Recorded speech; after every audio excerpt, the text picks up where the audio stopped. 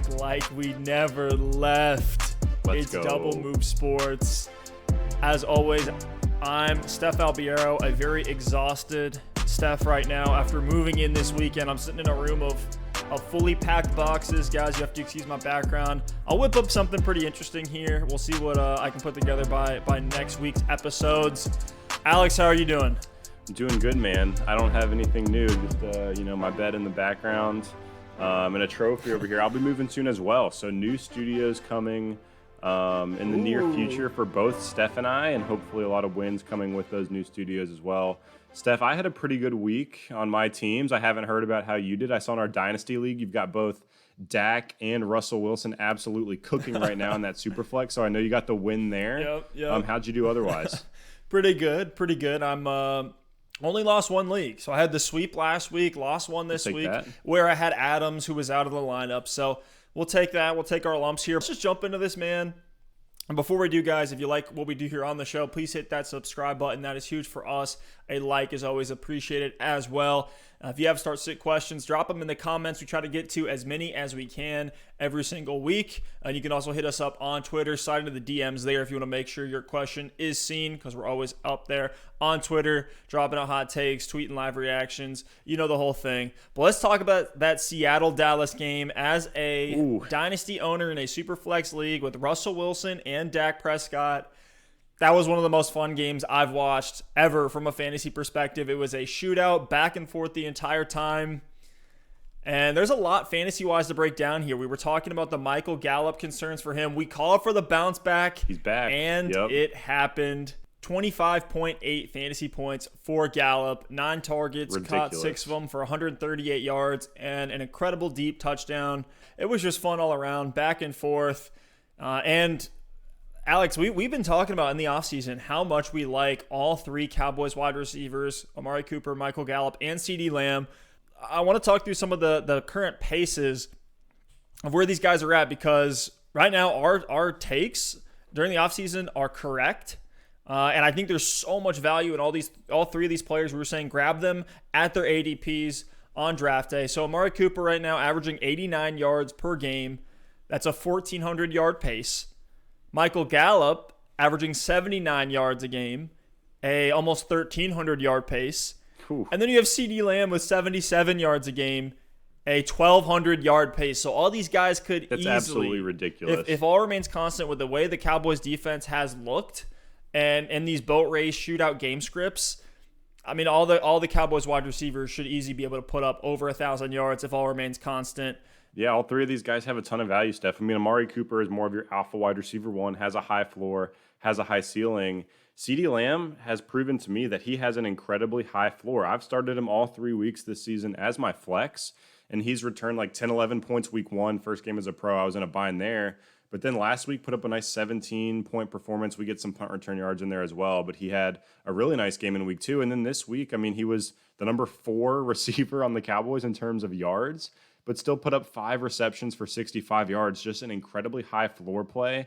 If CeeDee Lamb gets into the end zone, which we obviously expect him to do a couple of times this season, he's going to get you up into the 20, 25-point range. And with the floor that he has, with a lot of his targets coming underneath really high completion percentage passes, I've been really pleased with what we've seen from CeeDee Lamb. And then Michael Gallup is that boom or bust option. We saw the bust in week 1 and 2. This week returns a huge performance. So, Steph, it's like literally if you were starting Dak Prescott, Ezekiel Elliott, all 3 Cowboys receivers, and honestly, even Dalton Schultz, you're probably winning games right now, which is absolutely ridiculous. We saw Cedric Wilson sneak in here for a 5-catch, 107-yard, 2-touchdown performance. I mean, huge game from Cedric Wilson. I don't expect that to continue. I know he might be a hot waiver wire pickup based on the big week. But in most weeks, if Dak's 57 attempts come down to a more realistic number, I think Wilson's targets are going to be the first thing to evaporate. But this Cowboys team is fun to watch. They're one of the teams that produces the most exciting game scripts week after week because they're always in these shootouts. But it's pretty cut and dry for me on the Dallas Cowboys side of the ball. I think you're obviously locking in Dak. You're locking in Zeke. at the receiver spot, you're locking in Amari Cooper, and Gallup and CeeDee Lamb are both incredibly valuable flex options or wide receiver 2 options, depending on what you need in a given week. Dalton Schultz might have some tight end value as well if you lost somebody earlier. You're having some trouble. Yeah, the tight ends are absolutely disgusting right now. The tight end won this week. Before the Monday night game, I know we're recording this before Andrews and Kelsey play, but right now it's Jimmy Graham. So hold on for dear life at the tight end spot. Dalton Schultz can be played as a streamer. The star on top of the Christmas tree when we're talking about the Cowboys is that they let Dak Prescott throw the ball 57 times in this game, had 3 touchdowns, 2 interceptions. So the volume is there. The efficiency may or may not be there, but they have the weapons to get it done, and they're going to compete. Ended up losing this one by a touchdown, 38-31. Next 4 games for Dallas: Browns, Giants, Cardinals, Washington. Keep rolling out all of your Cowboys. It's going to be fun.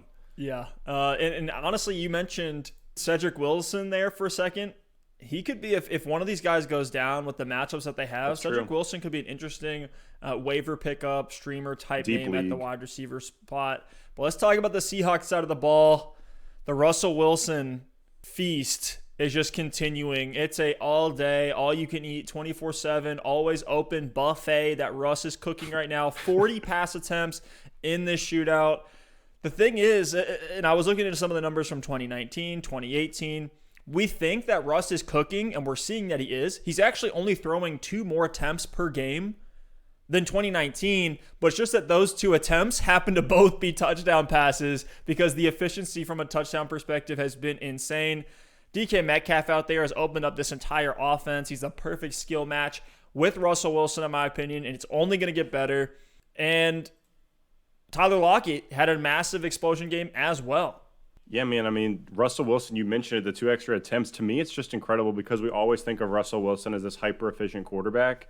He's kept that efficiency up, but the difference is the targets are more valuable. I mean, DK Metcalf this season is averaging, let me look at this number, 24.8 yards per catch, which is just absolutely insane. It's been incredible to see DK Metcalf produce week in and week out. Monster game in this one.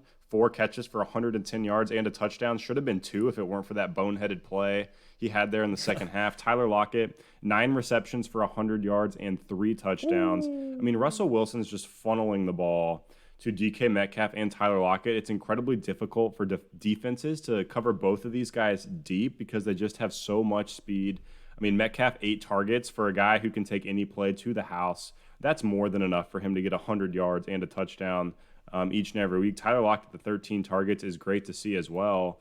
I mean, we mentioned it before the season, Steph. If Russell Wilson did quote-unquote cook this year, both Tyler Lockett and DK Metcalf could both be wide receiver 1s, top 12 guys. Right now, they're both in the top 5. So we'll see what this Seahawks team can do. I mean, Russell's on pace right now for 75 touchdowns. I don't think we're going to see that happen. Oh, my goodness. So when that touchdown number comes down a little bit, we'll see what happens with DK and Lockett. But if you drafted either of these guys as your wide receiver 2, I think you might have just gotten yourself a wide receiver 1 and a player with incredible upside. Either way, I mean, Metcalf and Lockett, I don't even know which one I'd prefer at this point. I might slightly lean Lockett because the volume's a little bit higher. But DK definitely has incredible upside as well. So both of these guys are locked and loaded starters in your lineup. And let's see what these Seahawks can do, man. They've been incredibly fun to watch. Now with Chris Carson potentially missing the next game or 2, we could see Russ continue to cook here for the next few weeks. What's really happening with the cooking that we keep talking about is that the Seahawks are throwing more than ever on 1st and 2nd down. So that's really where it's coming from. Brett Coleman, one of the best. If you haven't checked him out, he's one of the best YouTube film grinders out there. Go check out his channel. He has a whole video breaking down the changes in the Seahawks offense, and they're doing it on early downs, not putting Russell Wilson into tight spots on 3rd down, and with DK Metcalf being able to stretch the defense, that's opening things up for Lockett underneath. Continue that efficiency. Are you looking at Carlos Hyde as a waiver pickup? They're against Miami in week 4. Oh, absolutely. I think you can do a lot worse than that. Yeah, I think if Hyde's out there and Carson is confirmed to miss this game, which it's looking right now like he's going to be out for 1 to 2 weeks, I'm fine to plug Hyde in. I don't think he's necessarily going to take that Carson role completely. I think it might be split up between him and Travis Homer and some of these other guys, but I think he's going to have value, and someone's going to get a touchdown. Yeah, if someone's going to get a touchdown in that backfield, my money would be on it to go to Hyde. But Steph, another thing that's happening for this Seahawks team right now, they're giving up a ton of points. I mean, week 1 against the Falcons, give up 25 points. Week 2 against the Patriots, 30 points. Week 3 against the Cowboys, 31 points. So if this defense keeps giving up points, they're going to have to keep chucking the ball a lot. It's going to be interesting here in week 4. I mean, the Dolphins matchup is great because their defense isn't necessarily that good. It's just going to be interesting if the Seahawks jump out early to a lead and they're leading throughout the second half by a couple scores or, by double-digit points. It's going to be really interesting to see if Russell Wilson keeps chucking the ball or if they just try to grind out the clock with Carlos Hyde in that one. But, again, I'm starting DK Metcalf, Tyler Lockett, Russell Wilson every single week. And I'm willing to throw Hyde in there this week as well if you get him on the waiver wire. Yeah, if you can throw a couple bucks on him, don't go nuts because as from what it looks like right now, Chris Carson should be back. It's a couple week plug and play guy. It looks like a knee strain, so not an ACL tear, not anything that's season ending, but may miss a few weeks. And the schedule for the Seahawks, just like Dallas, is so easy here, especially in the playoffs. Like entire season long, the Seahawks have a fantastic schedule for fantasy matchups. They have Miami, then Minnesota, then their bye week, then Arizona, San Francisco, Buffalo, LA, and then back to Arizona again. And then the playoffs, they got some other matchups in here that are pretty good. But in the fantasy playoffs, weeks 14, 15, 16, they have the Jets, the Washington football team, and the Rams. So should be high-flying matchups. They got the Giants in there too. So, and you just got to keep plugging the Seahawks. This is their year. They're looking fantastic. And it looks like Russell Wilson is somehow like he's gotten better and he's still peaking. And it's just proven that he is the best deep ball thrower in the league. I think that's pretty clear at this point. Very hard to make a case against him. But another guy who's cooking is everybody's favorite, Josh Allen.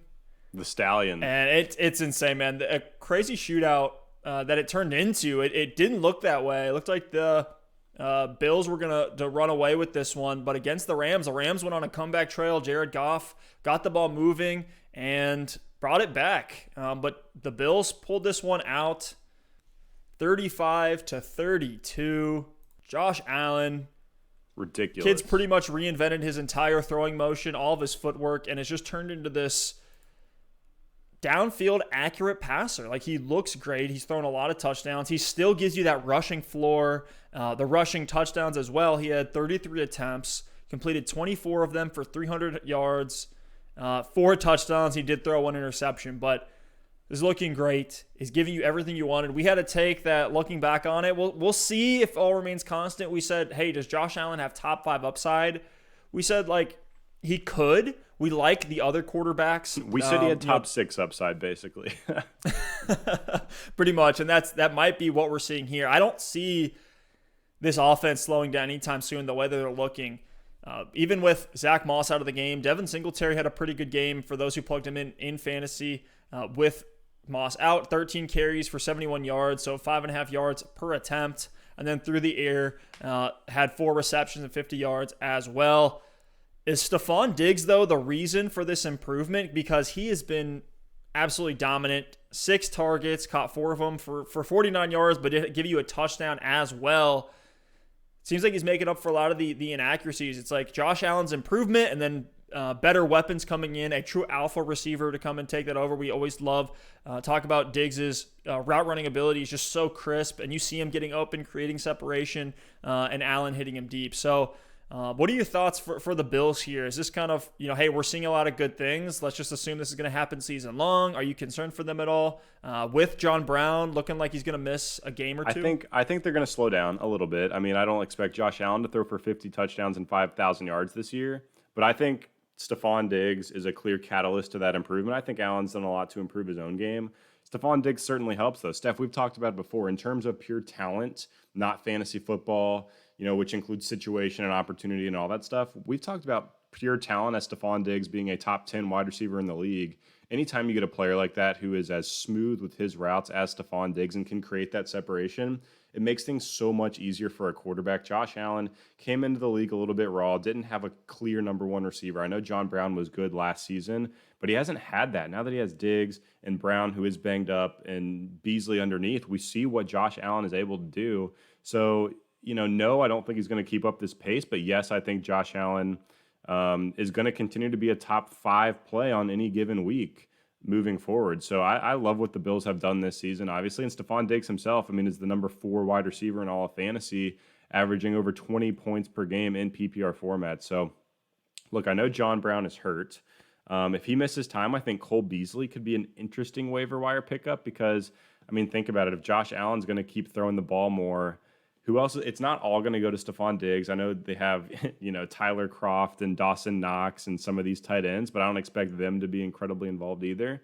So Cole Beasley in this game, he had 6 catches for 100 yards on 7 targets. If they continue to be throwing the ball this much, Cole Beasley could be very interesting in PPR. Singletary, you're right, had a good game. It's just interesting. I don't think Singletary's upside is there this season because Josh Allen not only is this top 5 quarterback, but he's also their goal line back. Was it ever there for Singles, really? It wasn't. It seems like that's kind of what we always knew he was. No, it wasn't. And you look at this game and in their red zone opportunities, I mean, Josh Allen had a 1-yard touchdown run. He also had a 1-yard touchdown pass, a 3-yard touchdown pass, a 4-yard touchdown pass, and a 3-yard touchdown pass. So all of their touchdowns came from inside of the 5. Not one went to Devin Singletary. It was 4 touchdown passes for Josh Allen and a touchdown run. I think we're going to continue to see that moving forward, especially when Zach Moss comes back. If anything goes to the running back in there, it's going to be Zach Moss. So be happy if you started Singletary. You got a solid RB2 performance, but I just don't think he's going to be a top 20 guy this season based on what we're seeing. Yeah, it might be a guy that you can sell high knowing that Moss might come back. I don't know if people might not be factoring that in, throw him in there as part of a package deal, try to see if you can get some name value, some draft capital value off of Singles.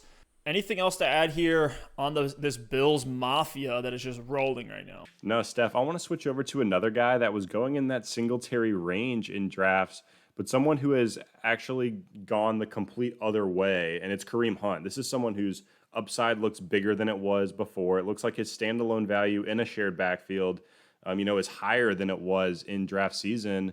And, I mean, Kareem Hunt for the Cleveland Browns is absolutely eating so far this season. This looks like a true 1A, 1B timeshare in Cleveland. I mean, you look at week 1, they got absolutely boat raced by the Baltimore Ravens. I think that was just kind of a throwaway game for them. I think, the Ravens would kick the socks off of the Browns 9 times out of 10. Sorry, Steph. I think you'd admit that too, though, even as a Browns fan. Yeah, oh yeah. But you kind of throw out that game. They came out flat. And then since then, I mean, Kareem Hunt has been right there with Nick Chubb in terms of carries. And these are games where the Browns are leading. They're owning the game script. They're in a situation where they need to burn out the clock. And it's not just Nick Chubb out there getting 20 carries, 5 yards per run, and then busting off a big one, wearing down that defense. Kareem Hunt's getting a lot of usage as well. And this one, they dominated the Washington football team. Nick Chubb saw 19 carries. Kareem Hunt saw 16. So he's not just this passing downs back, third down back PPR guy. He's getting a ton of run on the ground as well. Steph, what's your outlook for Kareem Hunt? Is he a guy you're going to continue to plug in moving forward? I think he's a low-end RB2. I mean, this was the worst possible game script for Kareem Hunt.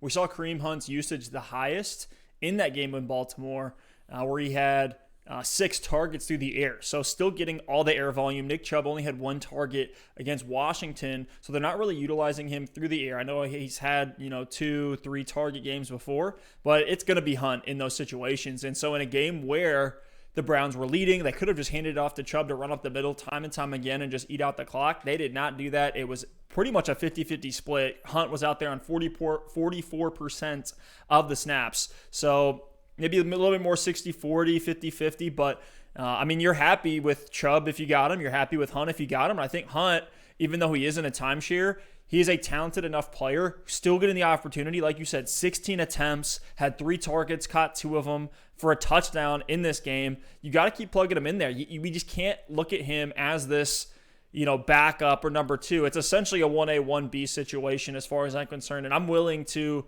go all in on that being the case the rest of season. Baker barely threw at all in this game, only 23 pass attempts. So same thing that we saw with Kirk Cousins under Stefanski, the limited passing volume. We're seeing that here. All the narratives with Stefanski coming to Cleveland have come true at least 3 weeks into the season. There was this big run-heavy narrative with Stefanski, and you hit it right on the head, Steph. Kareem Hunt is getting so much work that I would take him over a lot of other workhorse backs. I mean, Kareem Hunt right now, 13 carries a game and 3 receptions a game. And again, those reception totals are low because the one game they got boat raced by Baltimore, but outside of that, they haven't been in these pass-heavy game scripts. Steph, I'm going to toss this up to you, though. PPR, would you rather have Kareem Hunt or Todd Gurley? This one's easy for me, and it's Kareem Hunt. Yeah, it's Kareem Hunt. It's Kareem Hunt. We need to talk about Todd Gurley. I think we will going into next week's matchups. But I'm getting pretty close to saying he's fully washed. Brian Hill's coming for his job, and it's not looking good, even though he did have a nice little touchdown run. But Kareem Hunt, man, did you see the one-handed catch that could have been a touchdown if it ended up being like a clean play? But great ball skills by Hunt on that play. I want to do a couple more here. Kareem Hunt or another workhorse back, David Montgomery in Chicago. I'm still taking Hunt there. I think I'm going to go Montgomery now with Cohen out and Nick Foles getting this offense up and moving, but It's close. I'm not going to debate you too hard on that. I am going Monty, though. And then I'll also take Kareem Hunt over this last guy, Mark Ingram. I think you're going to be with me on that one, Steph. Ingram's in a bit of a timeshare on his own.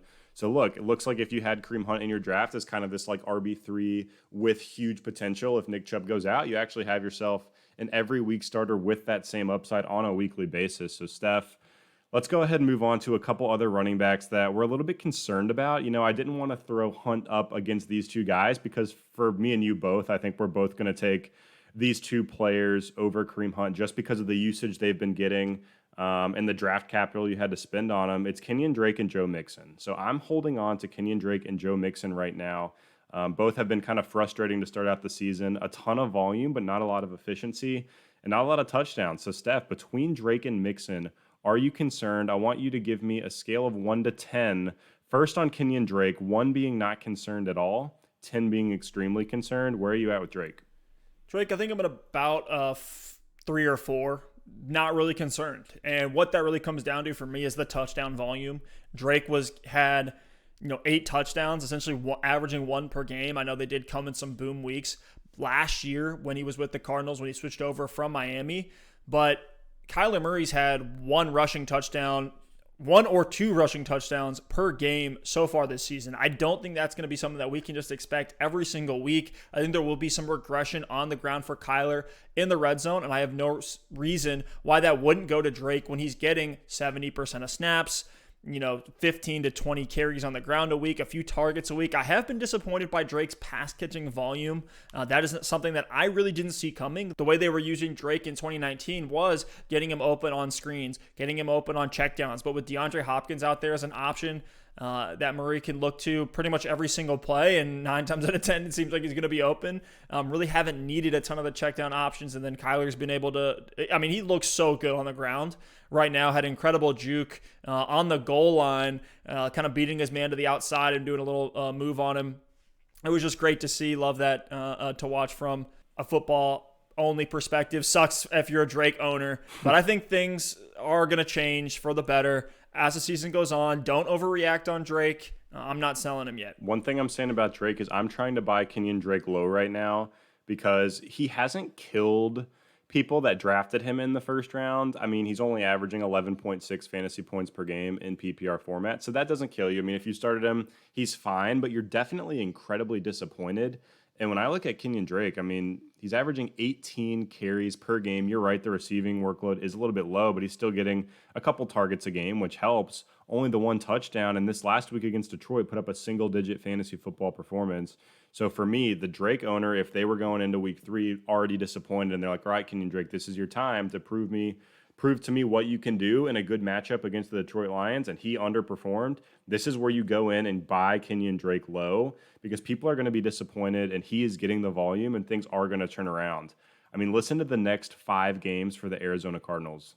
They have the Panthers, terrible run defense. They have the New York Jets, the Dallas Cowboys, the Seattle Seahawks, and the Miami Dolphins. So those are going to be high-volume games. I think those are all going to have incredibly high over-unders. The Cardinals are a team that love, to run this fast pace of play and score a bunch of points on their own. Their defense isn't necessarily anything special. So I think Kenyon Drake's going to bounce back in a big way. And the second he has one of these big games, the buy low window is going to be over. And right now, I'm telling you, people are going to be low on Kenyon Drake. They're not just going to sell him for nothing, but they're going to be low. Listen to some of the guys that have more fantasy points than Kenyon Drake through 3 weeks. This is more just for fun because it shows you how fantasy football is incredibly unpredictable. Like, welcome to week 4 when Myles Gaskin, Nyheim Hines, Mike Davis, Darrell Henderson, Jerick McKinnon, and Rex Burkhead all have more fantasy points than Kenyon Drake.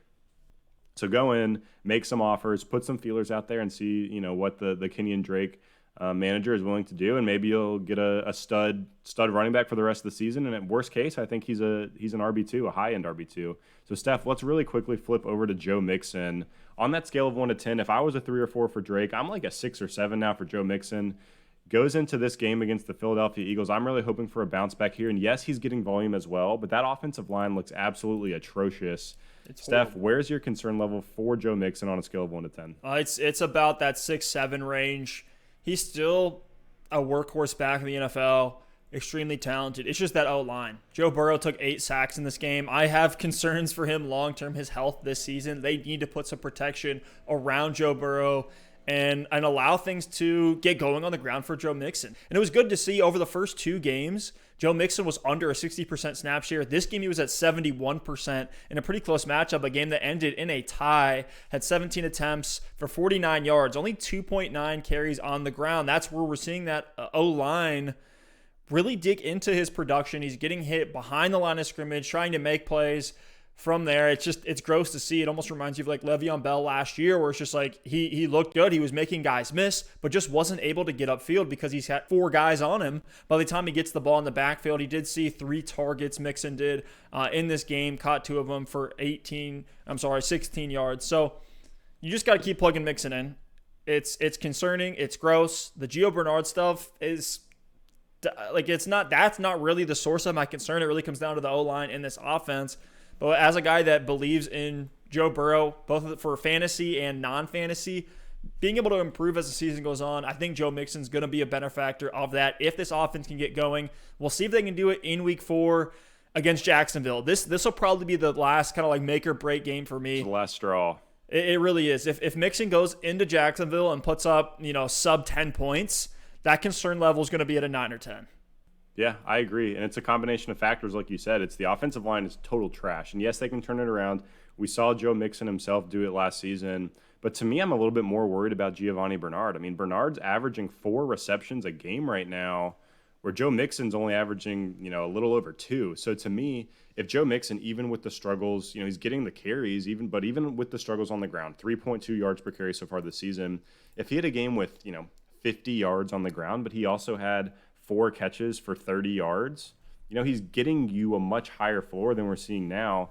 It's just been a big problem in a variety of ways, like no touchdowns, no receiving work, and no efficiency on the ground. And without those 3 things, you're just not going to be a good fantasy football running back. Those are 3 areas where we thought we would see Mixon improve this year. We thought the line would be better than it was last season. We thought the receiving work would be there because he can do it. It's not a matter of skill. It's almost like Josh Jacobs last year. We knew Josh Jacobs was a good pass catcher, but for whatever reason, Jalen Richard kept getting the work. That's how it feels in Cincinnati this year with Joe Mixon and Gio Bernard. And the defense is bad, so they're going to be in these negative game scripts.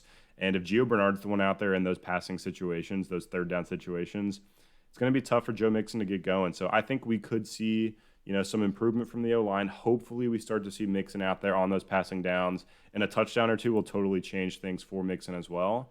But right now I'm much more panicked about Joe Mixon, and I don't feel confident enough to go out and buy Joe Mixon right now unless someone's giving him away.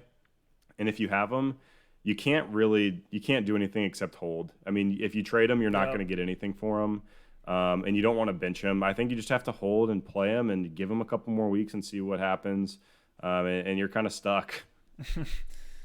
But let's move on now, Steph, to someone whose buy low window is probably over, and that's Keenan Allen. Someone who you might actually be selling high right now, but I'll kick it over to you in a second for what you think we should do with Keenan Allen moving forward.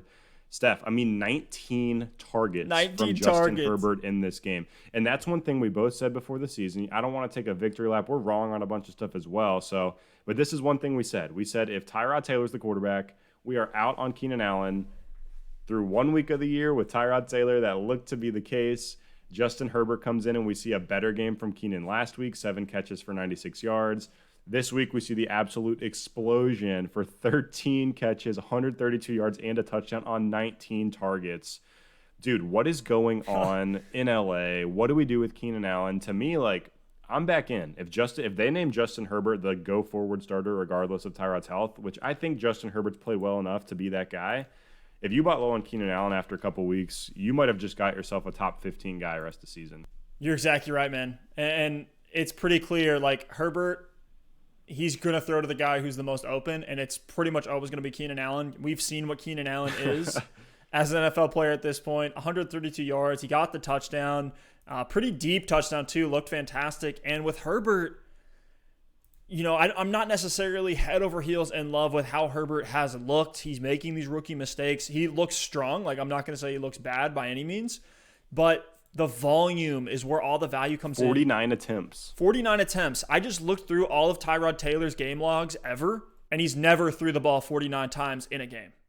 So you take that into perspective of like, yeah, Keenan Allen definitely is back to where he was with Phillip Rivers, like this high-end wide receiver too, or mid to high-end wide receiver too, with upside on every given week. He's going to get some touchdowns. He's going to see a ton of volume. So a PPR machine, love him in PPR. He's right back there. So I'm not necessarily like all in because I don't know. I mean, I hope that Justin Herbert is a starter season long. We've also seen weird things from this Chargers coaching staff where like Josh Kelly is out touching the Austin Eckler, and like I don't have full confidence that Tyrod Taylor's not going to be a starter again at some point this season, that's where some of the hesitation lies. I'm sure if I'm the Keenan Allen owner, you can try to get him out of my hands, but as long as Herbert's in the game, Keenan Allen is a weekly starting option at wide receiver.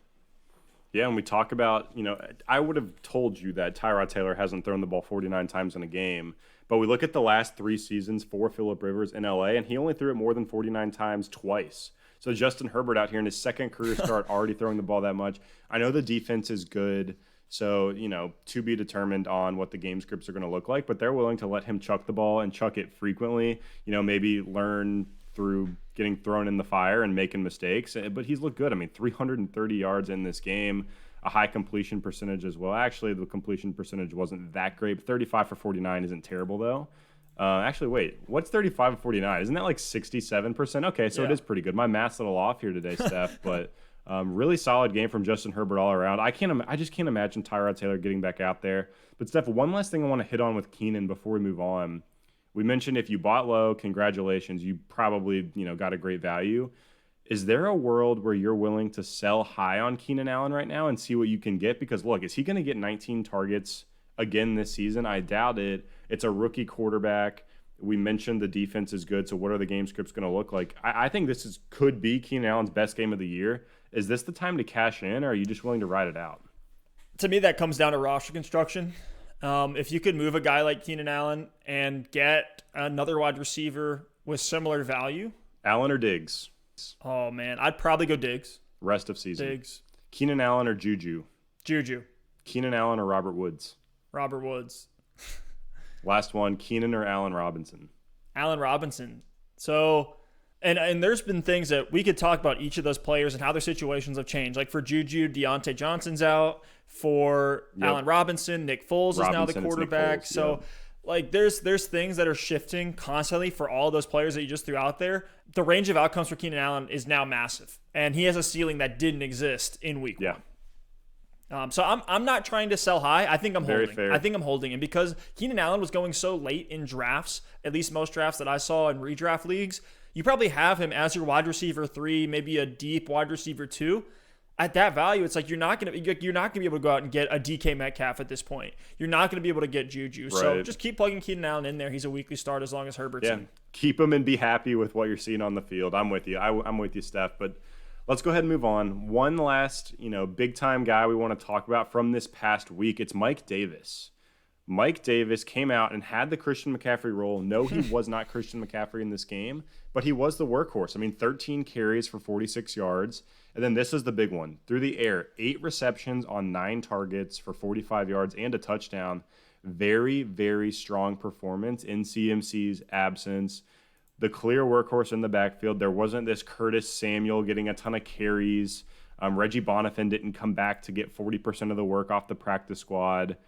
So, Steph, what are you doing with Mike Davis? Is he a weekly starter right now until Christian McCaffrey comes back? He is in PPR for sure. Any sort of PPR, half-point PPR, you got to just plug Mike Davis in there. He had 23 fantasy points on the week, 13 attempts for 46 yards, only 3.5 yards per carry. So not hyper-efficient on the ground, but we were never expecting that from Mike Davis.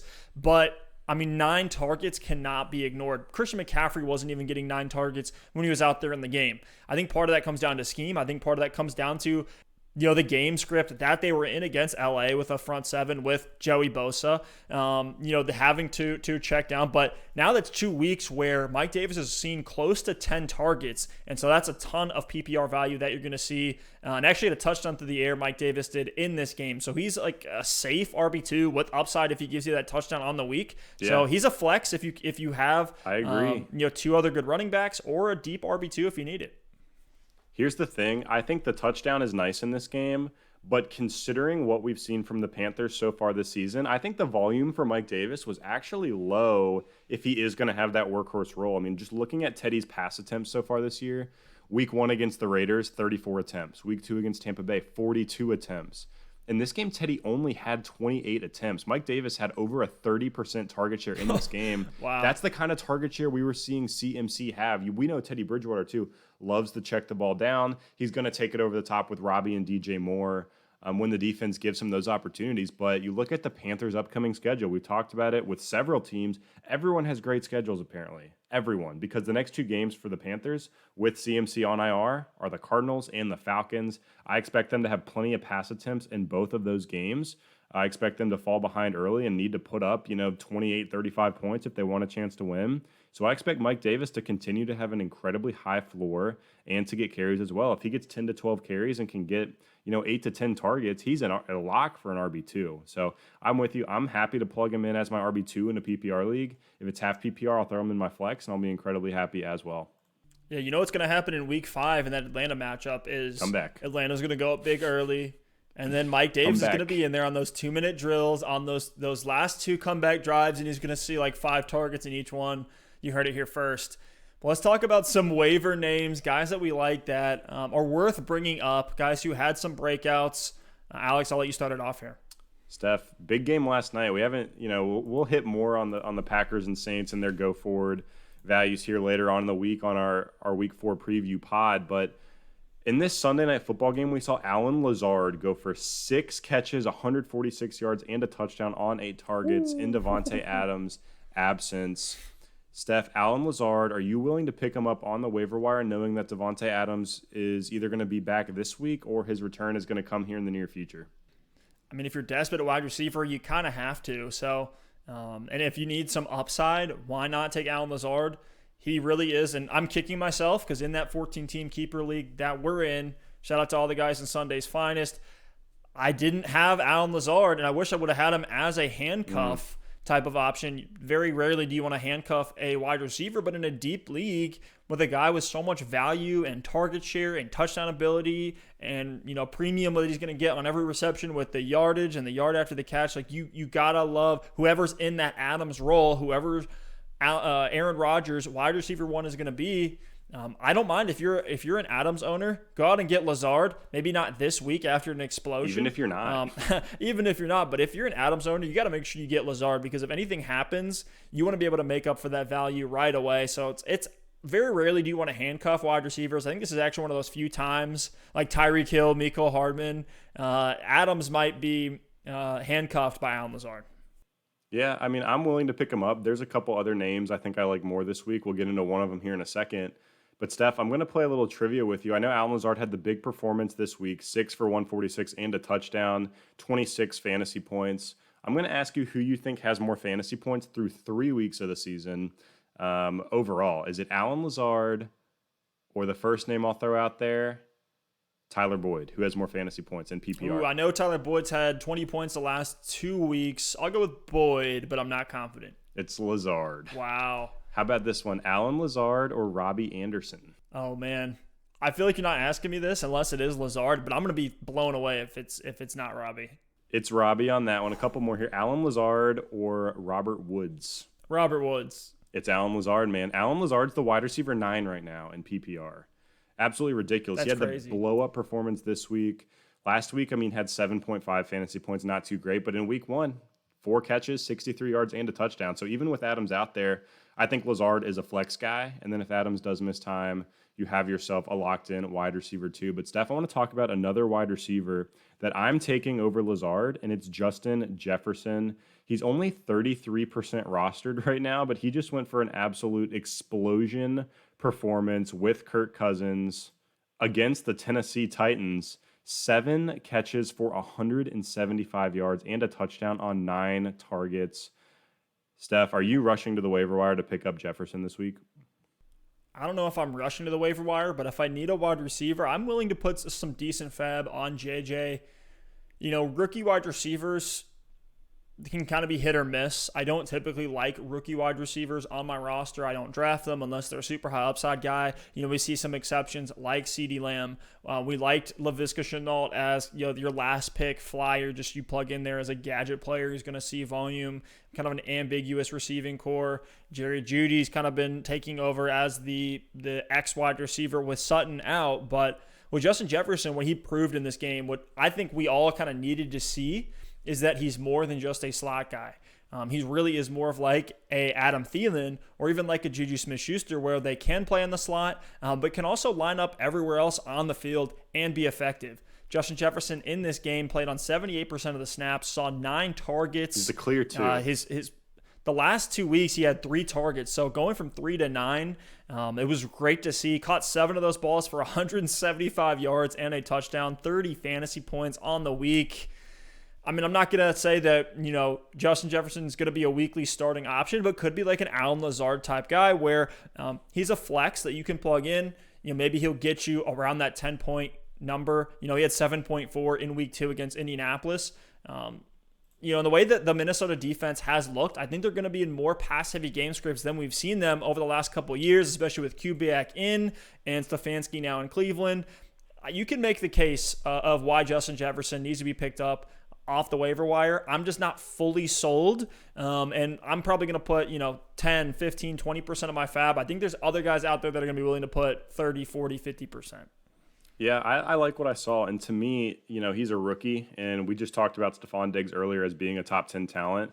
But Justin Jefferson right now is the Stefan Diggs of this season. And last year, Stefan Diggs was inconsistent. He was hit or miss. But he ended up being wide receiver 24 in full PPR, low end wide receiver 2. Jefferson's a rookie, and he's got a lot of upside as an NFL player in his career, but he's not going to come in and be right where Diggs was. Still a low-volume offense. Cousins had 251 yards and 3 touchdowns in this game on only 16 completions. So to me, I think Justin Jefferson could be a wide receiver 3 for the rest of the season. He's the clear 2 there in Minnesota. The defense has been very bad this season, so I think they are going to have to throw the ball a lot, especially in the second half. They come out with this run-heavy approach every single game, and then they have to scrap it and pass the ball in the second half because they're down by 20 points, or they're in a very competitive game like they were here in this one. Tennessee came out and punched them in the mouth in the third quarter, and they had to come out and throw it. So, look, I think Jefferson's a worthy waiver wire pickup. He's someone, if I have to plug him into my flex, I mean, we're coming up on bye weeks here soon. I think week 5 is the first week that teams have bye weeks. There's been a lot of injuries as well. Jefferson's one of those guys you can pick up, keep him on your bench, and when you have bye weeks, you have injuries, plug him in your flex, hope it's one of his pop weeks. You can do a lot worse at the position. So, yeah, I'm with you. I'm willing to throw 20, 25% of my fab on Justin Jefferson. I don't know if that's going to get it done, but if you're in a desperation spot, I think you could go up to as high as 30. I wouldn't do it. It all depends on roster construction, but I think he's going to be a contributor for the rest of the year. And you talk about like the game scripts that the Vikings are going to be in. Listen to this upcoming schedule. Houston, Seattle, Atlanta, then their bye week. And everyone then it's Green has good Bay. Schedules, man. Shout out to whoever put together the schedule for 2020, because after that bye week, they then have Green Bay, Detroit, Chicago, and then Dallas. So I think almost all those games are going to need to be shootouts by necessity because this Viking secondary isn't stopping anybody. So sneaky pick, Justin Jefferson, could be very interesting this season. Could easily, like his range of outcomes, he could be a wide receiver too if things break his way and he has a true breakout. We all know he's a great player. We loved him at LSU. Absolutely. Now, Steph, I want to talk about some running backs. I want to throw 4 names out there, and I want you to put them in order of who you would rather pick up off the waiver wire this week. It's Jeff Wilson on the 49ers, Brian Hill, Myles Gaskin, and Rex Burkhead. Which one of those guys is the most appealing to you right now? And let's rank them 1 through 4. Again, Jeff Wilson, Brian Hill, Myles Gaskin, and Rex Burkhead. Deeper names here, but I think there might be some value. All right, so my number 1, believe it or not, is Myles Gaskin. And I'll tell you why. He's a workhorse. That's why. Exactly. A workhorse, seeing high volume, pass catching work, goal line work, and getting carries on the ground. On the Thursday night game against Jacksonville, Gaskin played 76% of snaps, had 22 rushes for 66 yards. So brutal 3 yard per carry behind this Dolphins O-line. That's not going to break out big holes that we might see Jeff Wilson run through. But he's able to get the job done and then caught all 5 of his targets for 29 yards as well. So if you get the touchdown in a game like that for Gaskin, where they did give him a couple goal line works, just wasn't able to punch it in there. If he can come away with those, you're going to be really happy with Gaskin as an RB2. He's my top waiver wire pickup of the week. We want to find guys that could break out to be season-long starts. And we looked at guys that you were able to get really, really late, like James Robinson. I put Myles Gaskin in that same tier of guys that you can grab for pretty much free and plug them in as weekly RB2s, especially if you had, Saquon Barkley or Christian McCaffrey or any a number of these other running backs that are hurt right now. Love Myles Gaskin. So he's my number 1. Are you with me on that, Alex? Yeah, I am. I mean, Gaskin is averaging 5 receptions a game right now. So even though the efficiency is not great, if you're getting 5 receptions and 30 yards a game, which is what he's averaging through the air, that's an 8-point baseline. He doesn't have to do anything on the ground. And in a PPR league, a deep league as an RB2, if you're getting an 8-point baseline with no rushing, that's incredibly valuable. And when you factor in the rushing numbers as well, I mean, 9 attempts in week 1, 7 in week 2, and just 22 here in week 3. I was pulling my hair out because I'm going against Myles Gaskin in our home league, and he had 22 carries. And I'm like, who knew Myles Gaskin was a workhorse? So if he's getting that kind of run on the ground, you're going to have an incredibly high floor for someone you picked up for essentially free on waivers. I think by now he might require 20-25% of fab because people are going to be looking at that box score as well. But for someone who's not efficient, you can do a lot worse. Steph, the one thing that concerns me about Gaskin is the goal line work. He did get a couple goal line carries in this game, but they have the ultimate crammer, as I like to call him, Jordan Howard. He just crams into his O-line. He has an incredible stat line this year, Jordan Howard does. 16 attempts, 12 yards, 3 touchdowns. So I don't know why you go sign a free agent like Jordan Howard, pay him a few $1,000,000 to come in and only play inside the 5-yard line, but that's what they did. So the touchdown upside's not quite going to be there with Gaskin. He doesn't necessarily have, this big play potential and ability, but as a pure volume floor play. If you look at targets, 2 running backs on the year, number 1, Alvin Kamara, number 2, Ezekiel Elliott, number 3, Aaron Jones, number 4, Mike Davis, and then number 5, Myles Gaskin. So no way, dude. He has more targets than Eckler? He has more targets than Eckler. Well, I guess they're tied. So Gaskin, Eckler, and Rex Burkhead are all tied with Miles Sanders right behind them. So, look, if you look at like a guy like, let's say, Todd Gurley, a guy that you had to probably get 3rd, 4th round, you were hoping for all this pass-catching volume to come his way. You knew the efficiency probably wasn't going to be there on the ground because his days, those LA days for Gurley are over. You're essentially able to get a guy with the same value as Todd Gurley off the waiver wire. So just try to think about it from that perspective. I like Myles Gaskin, top waiver pickup. He's not like an insane talent. His comparable on player profile is Ronald Jones. So, I'm not all over that, but no, that's an insult to Ronald Jones. Come on now. Hey, I'm just telling you what the measurables say, but only 23 years old. He's about to hit his age prime. So, look, I like Myles Gaskin, but number 2, you said Jeff Wilson. It is the number 2 for me as well. It's short term, but we look at the injury to Mostert. He should be out a couple more weeks, Steph. Correct me if I'm wrong on that. Looks like Tevin Coleman is going to be out a little while longer as well. And Jerick McKinnon got banged up in this game. It's a rib injury, and we saw Jeff Wilson come out and score 2 touchdowns. It's a real shame because I had a deep shot of the week last week that got cut out because my audio went off at the end of the podcast.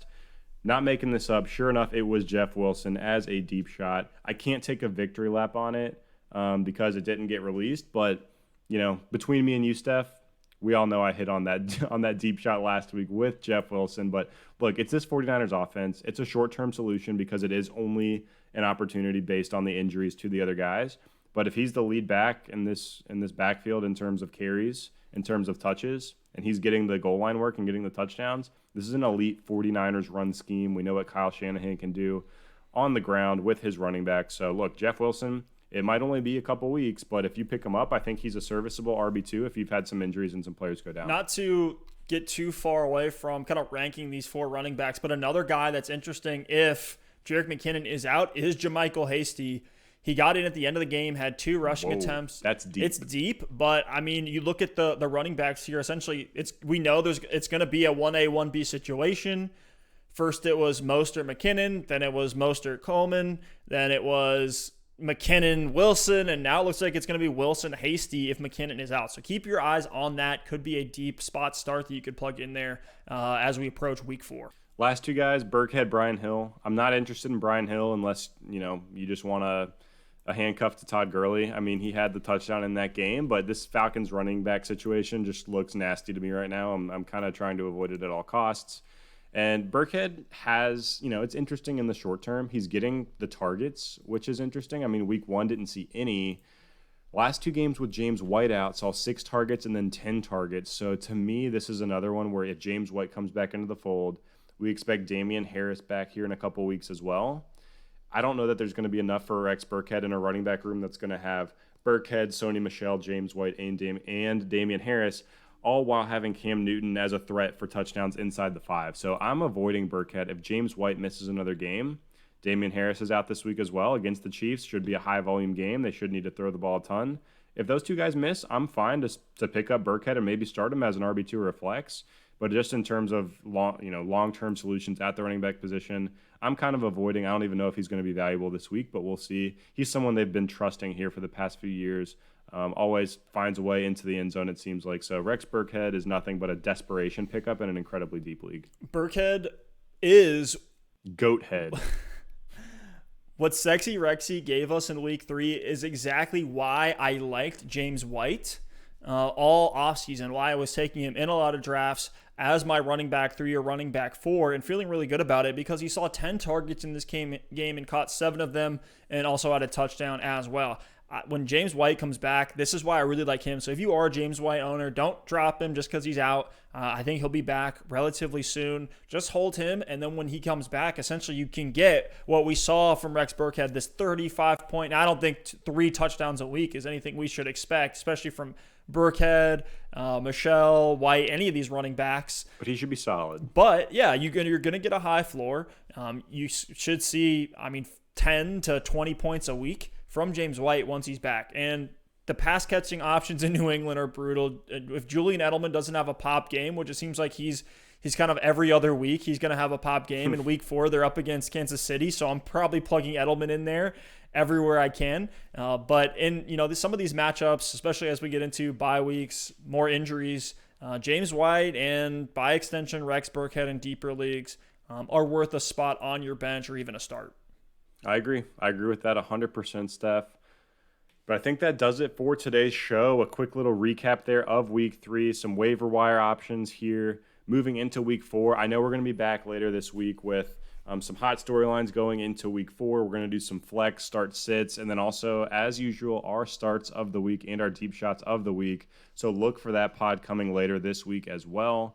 Steph, anything else you want to add here today before we sign off? All I need to say is Nick Foles is back, Gronk is back, and it's happening. NFL going into week 4, and tonight we get the Monday night game. So hyped. If you want to see us break down that Ravens-Chiefs showdown, go check that out on our channel. But thank you all so much for listening and watching. If you like the show, please give us a sub. That is huge for us right now, making a push. And then a like is always appreciated to get those algorithms pumping. Let's get some dubs. But as always, hit us with those start-sit questions down in the comments, trade questions, waiver advice. We'll try to get to all those. And we'll see y'all next time. Peace. Peace.